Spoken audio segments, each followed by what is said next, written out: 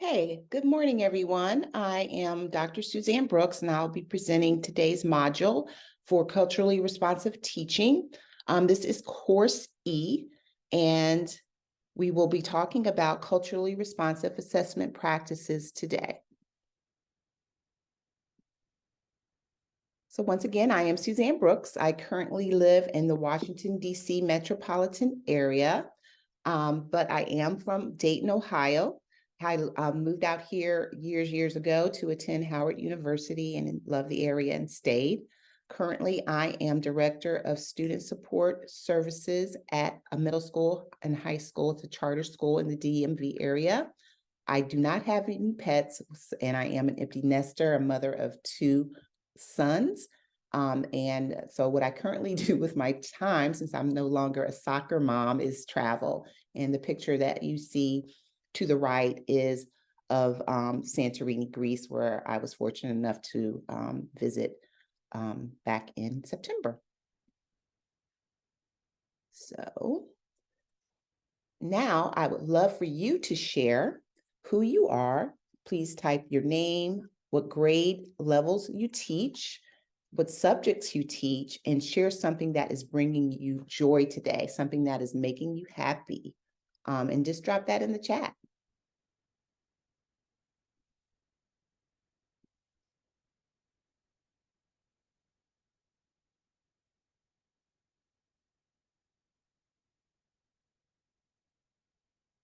And there's a lot of us on here today, so I usually read out that, and I'll read a few, but if you just want to go ahead and scroll through the chat, look at your colleagues, and you might know some folks. You can give a shout out if you wish. Just glad to have you all here this morning.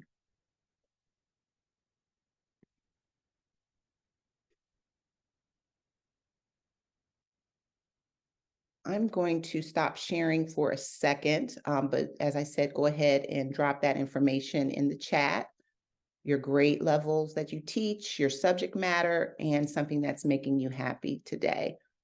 I'm going to stop sharing so that I can actually drop the note catcher, which is what you'll be following along with the activities with today.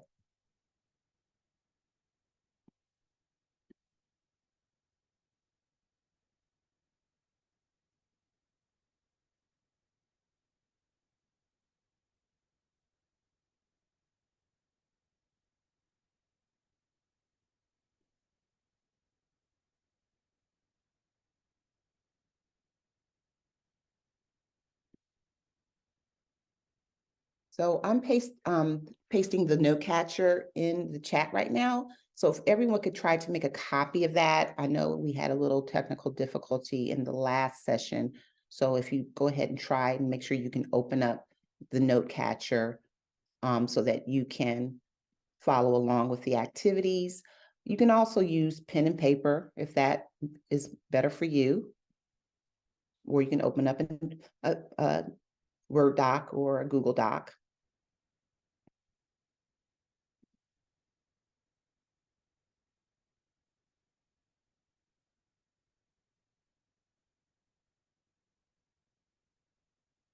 And I'll paste the note catcher in the chat every few minutes until everyone has joined us. Hello. Hi. Okay, so we're going to talk about some norms. Everyone is on. Great. We have about 43 participants today, so I'm sure we're going to have a lot of feedback. So we'll be together for like the next 50 minutes or so. So just make sure that we're able to stick to the protocol and hear all voices. We're going to start and end on time. We're going to take an inquiry stance. So if you have questions, please come off mute or drop them in the chat. We're going to take responsibility for our voices and that impact that it has on each other. And we're also going to ground all of our statements in evidence, knowing that as teachers, that's something we do every day. So thank you for joining. For those of you who are just coming on board, I am dropping the note catcher in the chat. Go ahead and make a copy of that so you can follow along with the different activities that we're doing today. So this is the culturally responsive teaching series. There are 6 courses, and today we're at course E, which will be culturally responsive assessment practices. And hopefully, if you've not been able to join in the other courses, you'll do so at some point throughout the year. So for today, we have essential questions on our agenda, and that is, how can authentic assessments promote student engagement and student choice?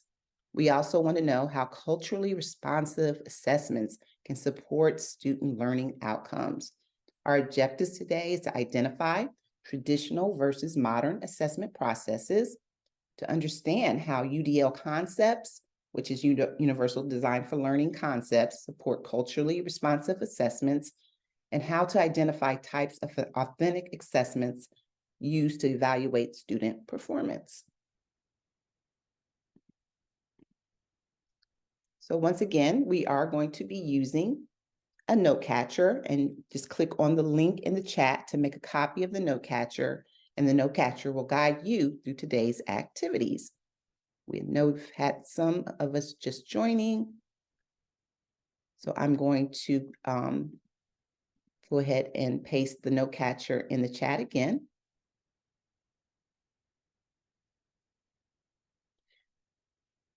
If the note catcher has information on it, I'm very sorry. Go ahead and just use your own sheet or erase the information that's on the note catcher. So I'm going to go give everyone a couple of seconds to go ahead and erase that information that's on the note catcher. I do apologize.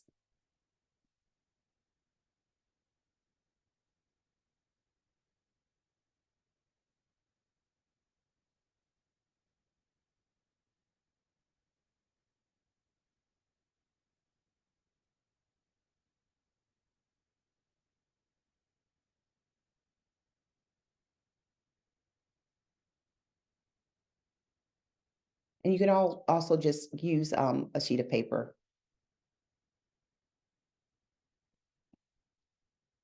So culturally responsive assessment practices, it's the what in terms of what we assess, and the how in terms of how frequently we assess and what we use to do that assessment.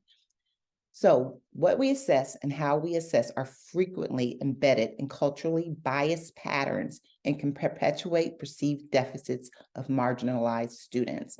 And what we mean by that is that they aren't, those assessment practices are biased and discriminatory. So for activity 1 in culturally responsive assessment practices, go ahead and jot down how bias can impact the way an assessment is developed. And you can also jot in the chat how you think bias impacts assessments.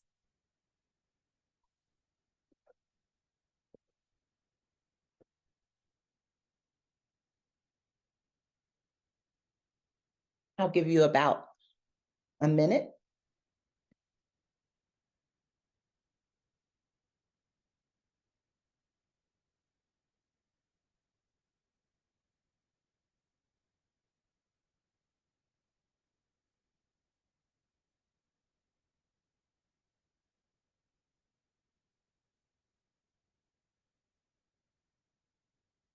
So how do we see bias in assessments? We see it in several ways. Sometimes bias shows up because in cultural ways, the ways of learning and understanding for some culturally diverse students are not reflected in assessments. We might be biased from a historical approach. We might see bias through just the experiences. Some of us don't have experiences that will really be able to relate to different assessments and their practices. I know that sometimes in standardized tests, they have one question that refers to a person who makes horseshoes for horses. And if you don't necessarily live in an environment like New York City where you might ride horses or have an opportunity to go out to a farm and make horseshoes, this is something that would not relate to you. So we want to look at Universal Design for Learning, UDL frameworks, really, when we are asking students how they learn best, how they are supported in learning, how they want to learn, and how they can show what they know. So we look at it in three avenues: representation, engagement, and action and expression. So how are we representing learning? What curriculums are we using? What are we doing to keep our kids engaged? Are we using audio? Are we using video? Are we using hands-on learning approaches? And then action and expression. How are we giving our students different opportunities to show what they know? Is it through paper and pencil? Is it through video? Is it through just speaking about what they know? Is it through acting? Is it through creating something? So we want to use this framework really to emphasize the need to give a range of options for our learners, for our students, which helps to remove barriers for students to learn. So when we look at action and expression, which is a component of UDL, it really supports culturally responsive assessment practices. It allows students to interact with and respond to the information or the content and focus on the how of learning. It allows students the opportunity to respond in different types of ways to questions with different tools and formats. And it provides differentiated supports to help students with multi-step tasks. So it's just not one way of showing what you know or learning either. So when we look at traditional assessment models, it really looks mainly at what do students know, right? We look at things that are very objective in terms of answers. It's either right or wrong. We look at things such as tests and quizzes that might be multiple choice, fill in the blank, matching true, false, and others. There's usually an answer key that really allows for ease of automation. And we also use a lot of the lower level concepts within Bloom's, where you just kind of just tell what you know. You really are summarizing things as opposed to really analyzing or creating. So the flip side, what might be an authentic assessment. And this is really a strengths-based approach for students to show what they know. It's showing their strength. It's showing what the skills that they have knowledge of and skills that they can show that they've learned. You really want these assessments to be connected to a real world issue or scenario, which allows for students to have experiences, to draw on background knowledge, and also to be engaged. It provides students, authentic assessments provide students with feedback that is relevant and supports their learning, and it's also immediate feedback. We also want to look at the authentic assessments in terms of implementation across multiple learning settings. So it doesn't just have to be in the classroom. It could be outside in measuring something in the staircase, or it could be outside in terms of setting off some type of rocket for a science project. So there's different opportunities in authentic assessments to use different settings. So for activity number 2, you're going to compare assessment types. Now you can go to your note catcher. I know some of you said that there is information. Erase that really quickly so that you won't see those answers. I will also put it in the chat again for everyone. And I want you to compare and contrast what you know about traditional assessments and authentic assessments. Go ahead and just take about a minute. And you can even think about maybe different things in your classrooms or things that you've learned when you had an authentic assessment, and compare that to a traditional, and how did you like it? Which one did you like better?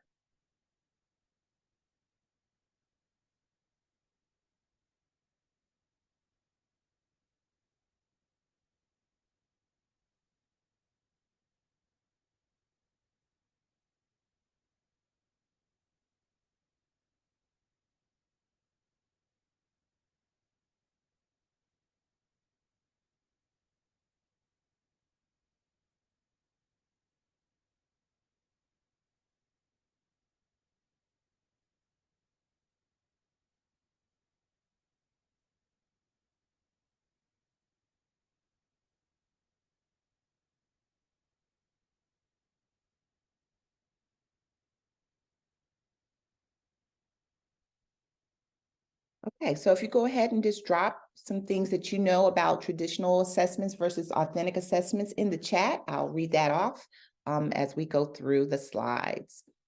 So, what is authentic assessment? We're going to watch a short clip about authentic assessment.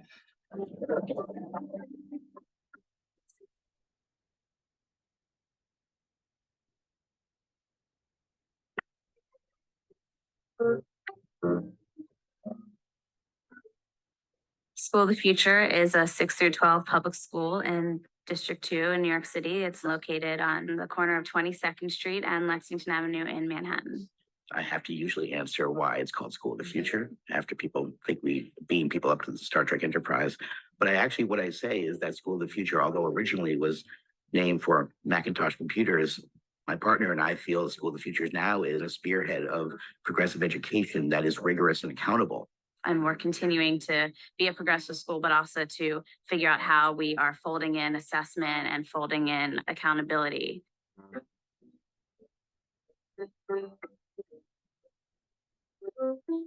I think what makes authentic assessment authentic is that it's actually the kind of work that a person in that discipline would do. A science authentic assessment would challenge the kids to do the same kind of tasks that a scientist would actually do. We're trying to give work that either mirrors what they might be doing later in life or will prepare them for those kind of tasks or is simply meaningful to them. In terms of authentic work within the school, it needs to be something that the student really cares about and that the teacher really cares about. So if we want a school where it's just really making real change and really addressing students in their hearts, then we can't have a curriculum that is just going through the motions. And then the other piece is that making sure that the task is a synthesis type of task that will ensure the critical thinking necessary to feel that rigor is happening.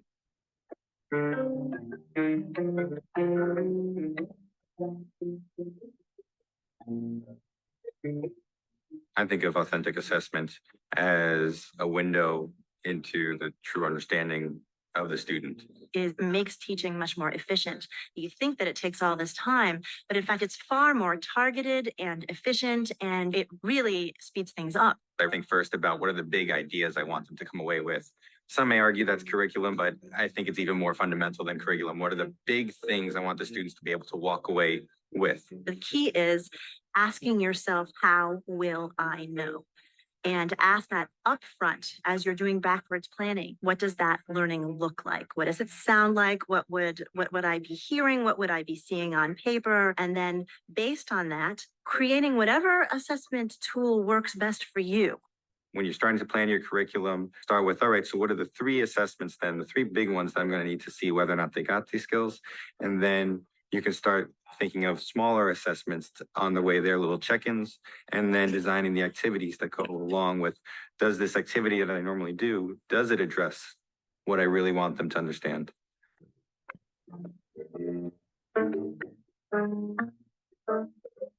I've been teaching now for about 13 years, and a lot of educational fads have come and gone. But one that I believe is hopefully here with us to stay is precisely this question of how do we know they got it? Before, sometimes it felt like if we taught a great lesson and the students were nodding a lot and maybe writing in their notebooks, we felt good. But now we have to find out, did they actually understand the material we were teaching them? Are they connecting this to their own intellectual interests? Is it authentic for them? Was there real learning that happened there? And I think we're getting better at doing that as teachers. I think we're getting better at doing that.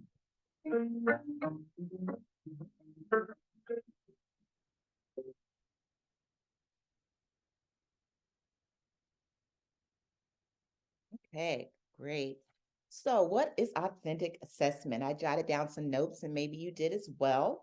And you can put those in the chat.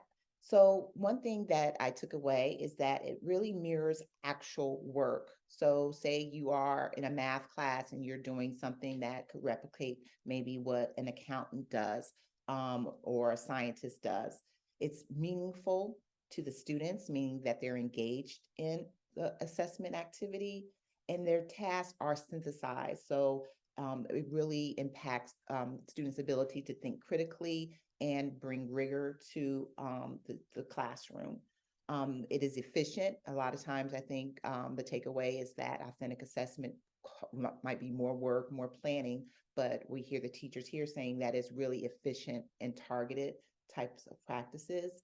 And what it looks at is really the big idea. What do we want to know that the students have taken away? So it's kind of like, how will I know that learning is happening? What does it look like? What does it sound like? How do I know that they got it?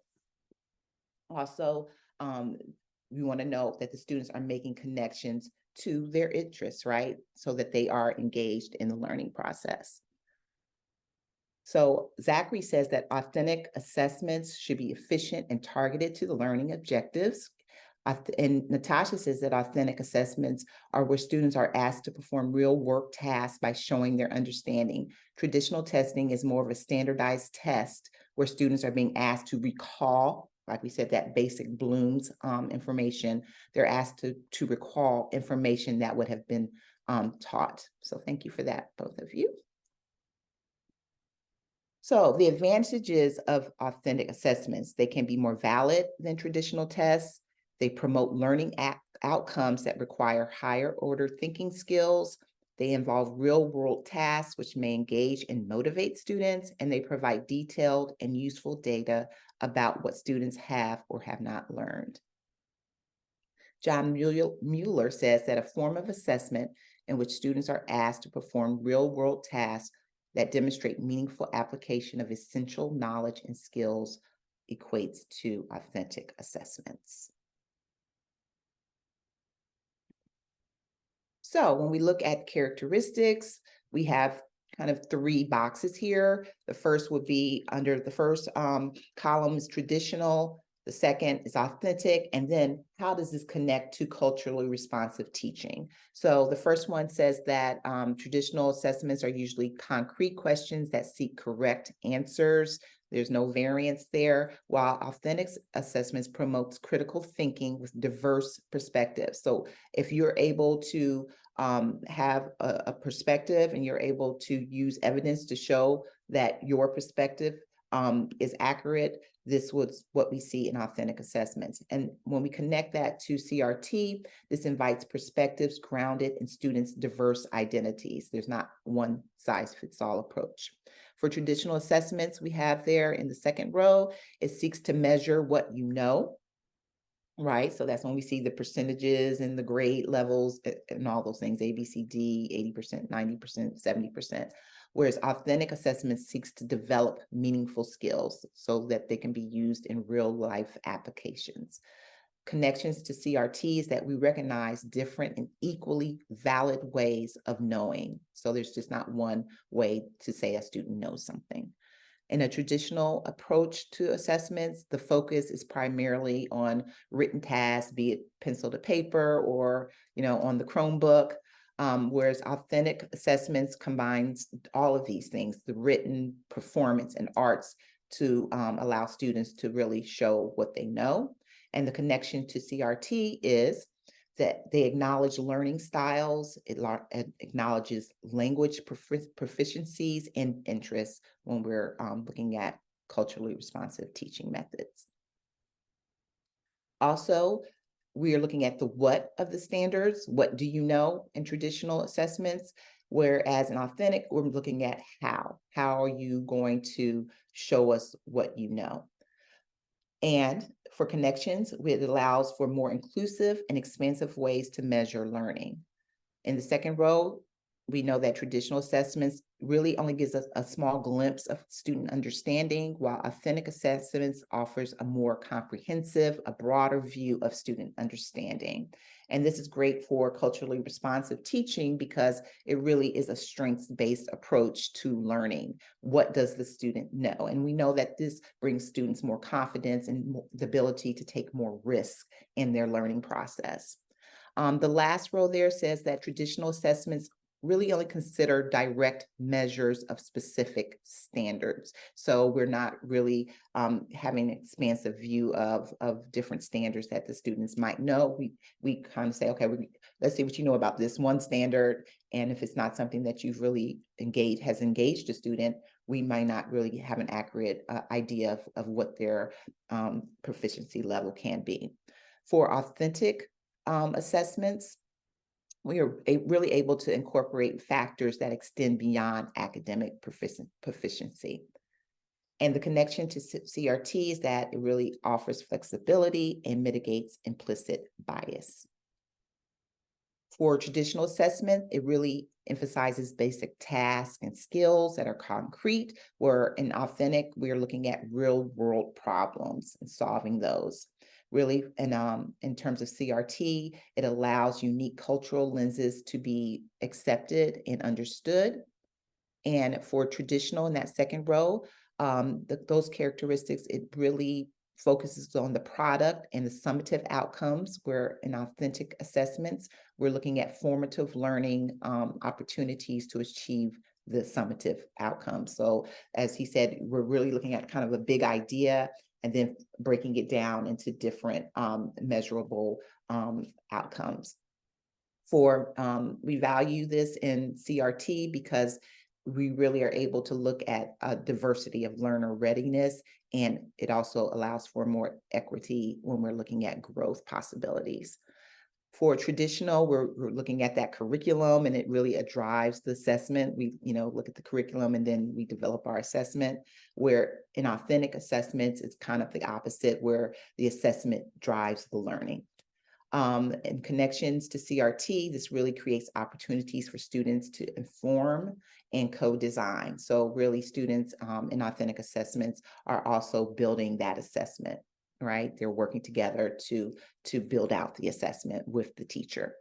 For traditional characteristic assessments, it can create competitive environments that really focus on individualism, who got the highest grade, who came in dead last.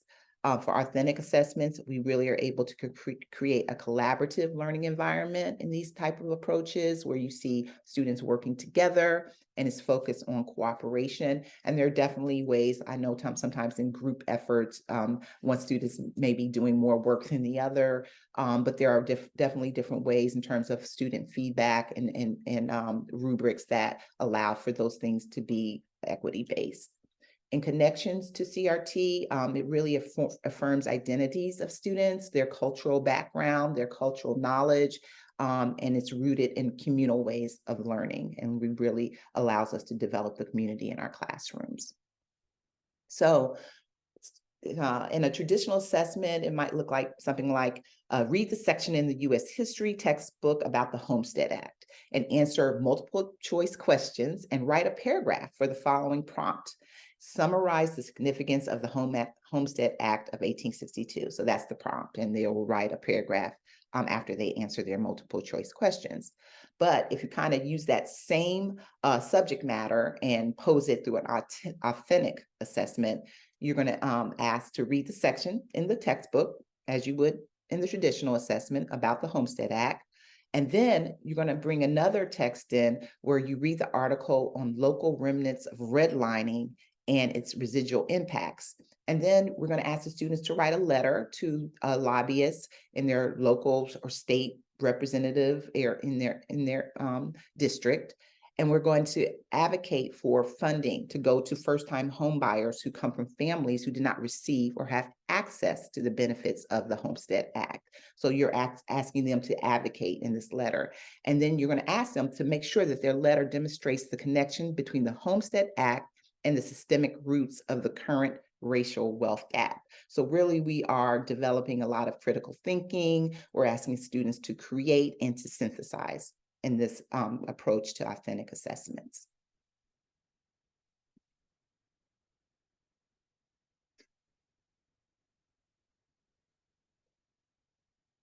Okay, so our third activity, we're going to determine some assessment types. Go ahead and open your note catcher. I will drop it in the chat again. Once again, if you do see that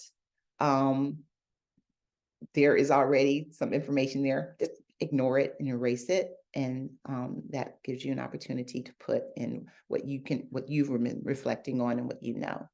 I know some of you said that they have another meeting to attend. If you want to go ahead and drop your email address in the chat, I will see if they will honor a certificate for you.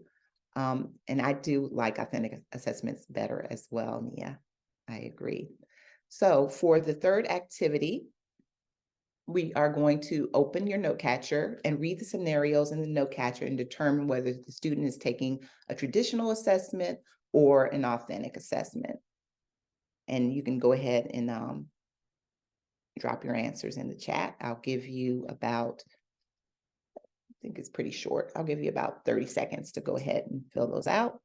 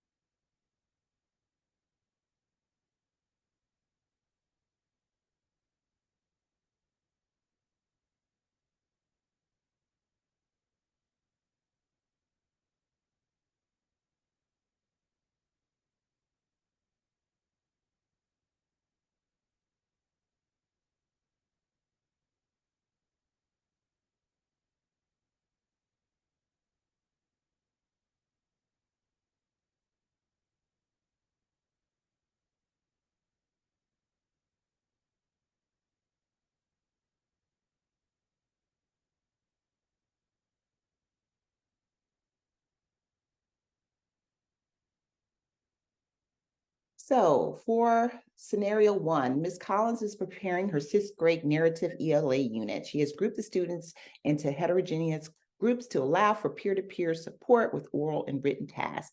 Due to the varying skill abilities, she has decided to give the students a summative assessment that includes true, false, multiple choice, and short answers. So this would be a traditional assessment. In scenario two, Ms. Berry is preparing her end of the year project where students can showcase their work on a class website. Students also have the opportunity to provide audio recordings explaining their work, and this website will be shared with staff and family members. And this definitely would be an authentic assessment. It offers real world opportunities for students to share what they know.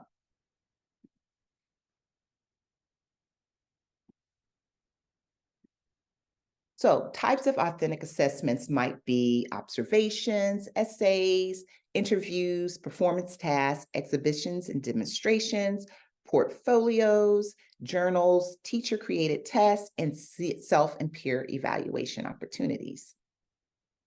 So for our fourth activity today, you're also going to open your note catcher, erase anything there that shouldn't be there. And then I want you to talk about in your note catcher or in the chat, what types of authentic assessments do you see in the video that I'm going to show you? And then go ahead and type that in your note catcher and write, as I said before, information in the chat. I would prefer you to not take the calculator out of the room thinking I need to use my calculator and then leave it on the stairs. And then I cry when I'm like, where's the calculator? Ben's our math teacher. He immediately made the impression on me that he was funny and that he was eager to teach kids and that he really liked his job. He wants you to really reach and get better at math. My name is Benjamin Mook. I'm a math teacher at School of the Future. I teach the 7th and 8th grade math cycle. What I'd say is an authentic assessment would be something that a teacher could design to hit the skills and the needs of their population. Some of the things that I'm assessing are not necessarily that kids can get to a right answer, but that kids, once they have that right answer, can understand, I got to this right answer because I followed these steps. I'll just pose questions and try to figure out what common mistakes are. And when I can get a whole mess of like 10 or 15 mistakes that it doesn't even matter who made them. Like I could have a kid that's an A student that has like an error in logic on how to do a certain type of problem. And then I can use that and pose that as a question to students later. So I'll take a mistake that they'll make, and then 1 or 2 days later, I'll throw it back into the class. So what I want you to do is this, based on the information on this sheet. There you go. one of my more favorite types of assessment is to actually give them incorrect work or incorrect answers and have them break down the error in thought process of how could a student who's not as well educated as you, or throw it out like that, like you would never make this mistake, but somebody did, and how would this mistake happen? And how could you, as a classmate or a tutor, remediate this mistake? This is my perfect. Today, they were applying the slope formula to a set of stairs and seeing if they were in compliance with New York City building codes. Okay. Okay, this is the math. This is how the math connects to the real life. And that was my goal.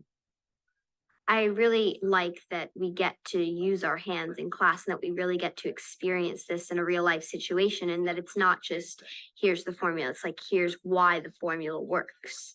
And, you know, here's something to prove it, or here's how you could think about it.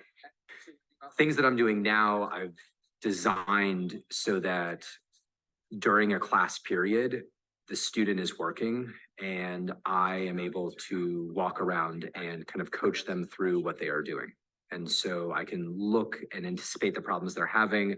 So in the classroom, I'm spending a lot less energy. Like I end the school day now not tired. When we talk about authentic assessment, obviously things can only be as authentic within the four walls of a school. So we want the tasks that they do to challenge them to synthesize things and to approach problems in the way that a scientist does, or a historian does, or a reader does, or a writer does, and to make those tasks and those challenges as authentic as possible. And 5 minutes from now, we get back to each other. I think not only Ben, but the rest of the teachers at SOF and at the school, they really do want you to think about it. And their main goal is not to get you to the right answer, but to show how you got there and show that you really put effort into what you were thinking. The thing that I find most important is that I'm not assessing my kids to be able to give them a B, C, or D. Like that's not going to help my kids. I would say that the best use of assessment is to figure out where they're at and how I can get them to where I want them to be. I think that last statement really sums it up. The best use of assessment is to figure out where your students are, their baseline, and then where you want them to be is definitely the next step in that process. Let's see what some of you said in the chat.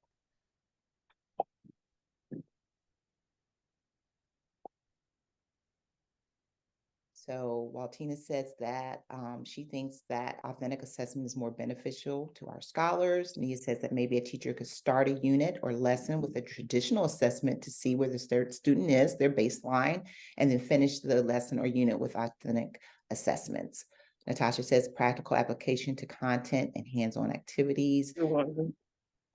If you're on, go ahead and mute yourself, please.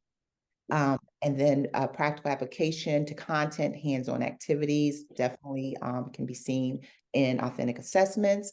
Zachary agrees. Assessments can be used as a teaching tool, right? Just like Ben just said here, that it allows you to know where your students are and then make a plan for getting them to where you want them to be. It's definitely a free thinking approach. It's an open, it allows students to be open in terms of showing what they know and being engaged in the learning process. So thank you everyone for that. Douglas McLeod, he says that students develop an interest in mathematical tasks that they understand, that they see as relevant to their own concerns and can manage. And he says that recent studies of students' emotional responses to mathematics suggest that both their positive and their negative responses diminish as tasks become familiar and increase when tasks are novel. So I know that a lot of our students are very reticent about approaching math, but when it is really seen as a real world, as a hands-on approach, he's saying that that their positive responses increase and their negative responses decrease. So how to write authentic assessments. Here's a wiki rubric that we looked at, and really your learning goals and standards should align with the assessment, right? So we are looking at how we're going to use the assessment. You know, we build out the assessment, And then we go in for the learning and the goals and the standards, and we have that represented as well. You establish what you're trying to assess, you create the rubric, you provide clear directions, and you consider a checklist for your students that gives the directions and the steps, and you also give them the context to your students to support their engagement. Why is this relevant? How am I going to be using this in my future?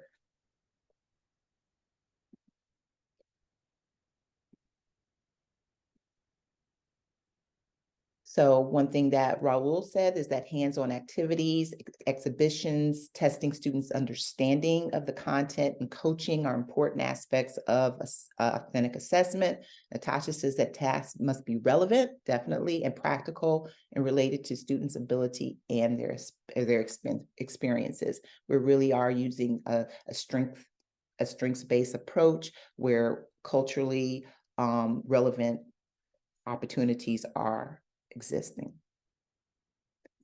So when you look at a rubric, the criteria for your rubric will include voice, differentiation, access, connection, higher order thinking, social justice, and equity. So there's 7 criteria within the rubric.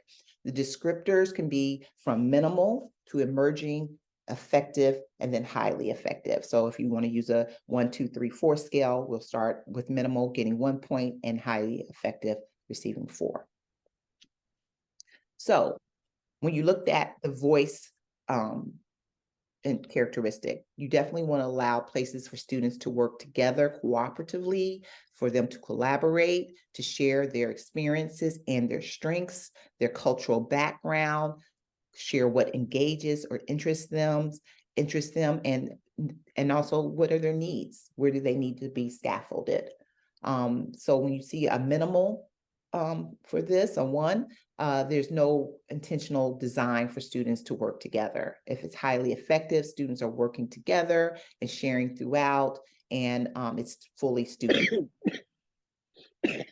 Differentiation, we're going to look at opportunities for individual learners to express their learning in different types of ways. We're accounting for different styles of learning here. If it's minimal, that 1, you only allowing students one way to show what they know. If it's highly effective, you're giving them several ways to express what they know. And these things have also been informed by the students. They've had an ability to give input on how they want this assessment to be developed. When we look at access, we're looking at communicating ideas in different ways, be it audio, video, kinesthetic. We're allowing them to access learning in different ways. And we're communicating minimally if the ideas are only shown in one way. Highly effective ideas, on the other hand, have 3 or more different ways that are informed by student input and instructor knowledge to show that there are various learning styles in the room.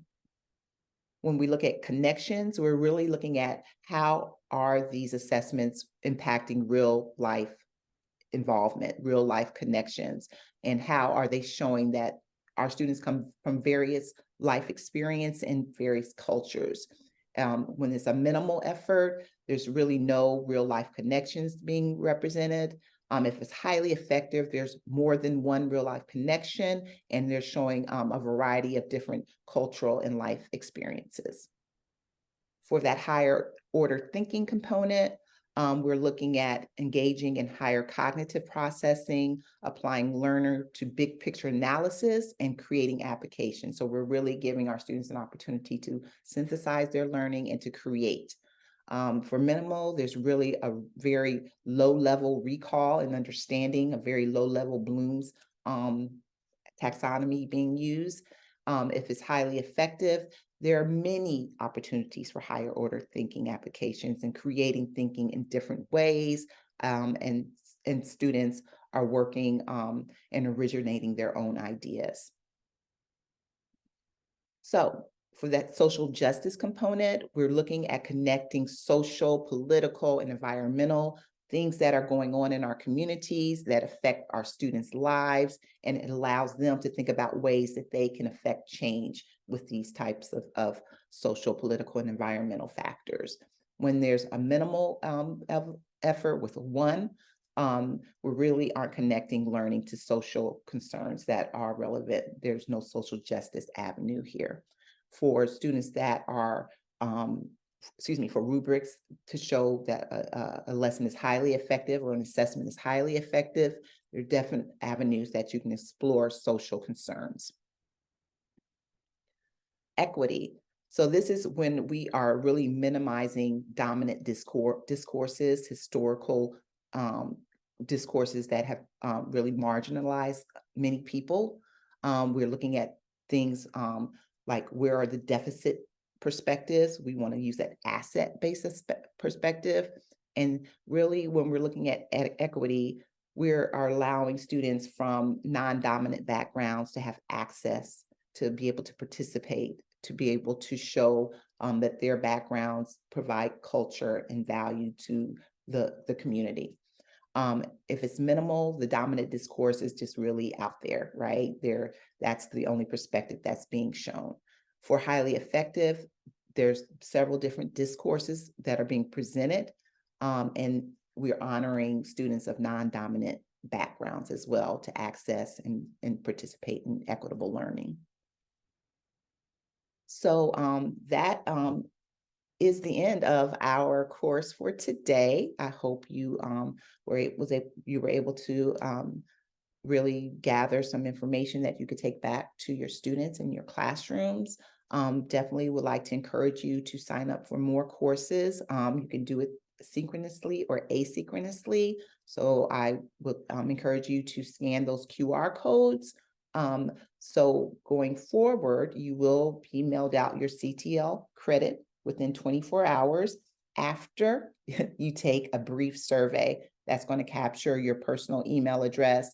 I believe it's going to be sent to your school email or your work email address, as well as your personal, just to make sure that you get it. But you have to complete the survey that I'm going to drop in the chat in a few seconds. You also have the opportunity to get a $50 Amazon gift card. I feel like I'm like selling something right now, but and you can do this by referring the courses to 6 of your staff members, to 6 of your colleagues, to any of the synchronous or asynchronous courses, and you automatically receive the $50 gift card for your classroom. And you have a unique referral code to be able to get that. So right now I am going to stop sharing and then share that survey with you in the chat.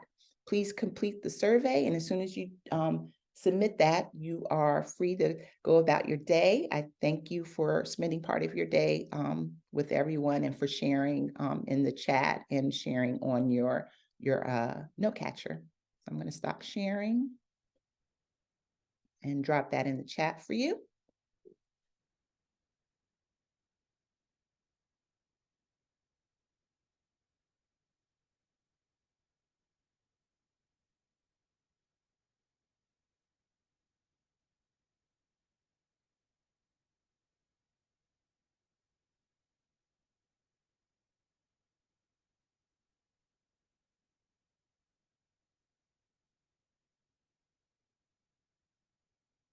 All righty. It is now in the chat. So go ahead and copy that or click on it. You can copy and paste in your browser, or go ahead and click on it and answer. I think there are about 3 brief questions. So that includes your email address.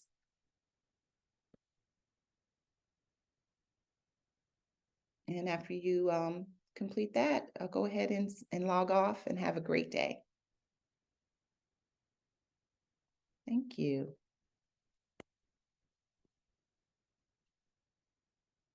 Thank you, Carol.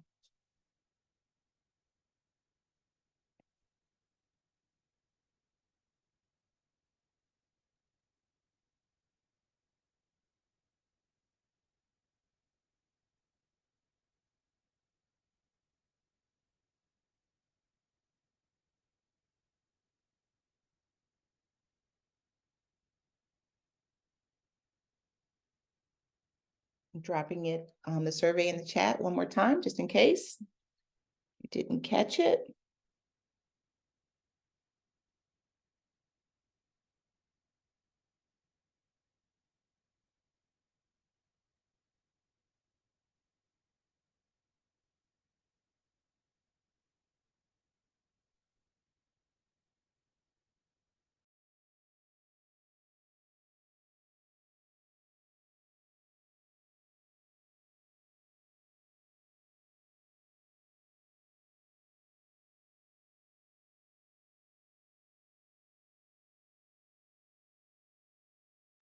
I posted the survey again to everyone, just in case you stepped away and didn't get it. And I will log off in about 30 seconds. So thank you, everyone. Have a great day. Bye.